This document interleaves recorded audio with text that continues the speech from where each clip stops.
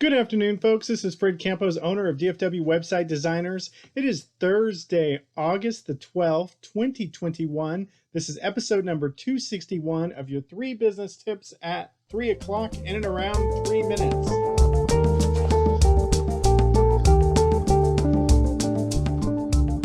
Yesterday, we were talking about meetings. We were talking about how to have functional meetings.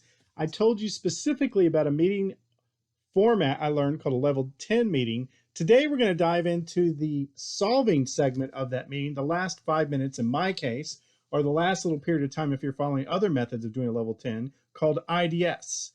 We're going to talk about identifying, discussing, and solving problems. I told you I am not a big fan, small business owners, entrepreneurs, of meetings in general. If you have a meeting, it's not to regurgitate information to your staff, but it's to allow a two-way communication and discuss issues. I think that's the most effective use of a meeting, and it should be short.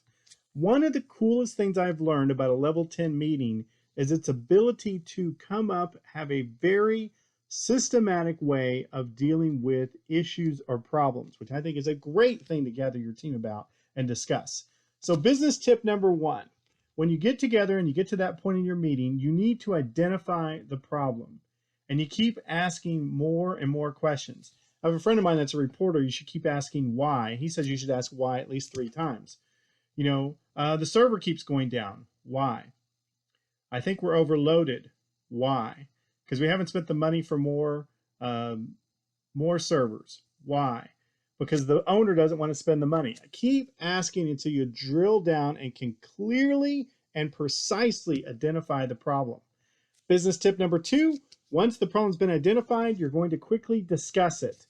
And again, you're not running a dictatorship. You should present a meeting in a fashion where no issue or discussion is not relevant. You want to hear everything on the table. Allow your staff to throw anything and everything out there. You'd be surprised sometimes solutions and discussions to the problem can come from the least likeliest person. But you need to discuss. And if there's no discussion, you should facilitate angel's advocate, devil's advocate, get a debate going. Let's discuss the problem. Why is this happening? Why are we doing this? What is the cause of it? Get it all out on the table. And then last but not least, business tip number 3, solve it and make an agreement to solve it right then and there. The whole purpose you have in the meeting is you have the best and smartest people that are able to solve the solution.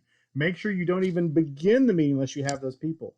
But have a systematic way of doing it. You're going to identify it, you're going to discuss it, and then solve it. Throw out as many solutions as you can, debate about it, and then pick one and everybody get behind it and solve it.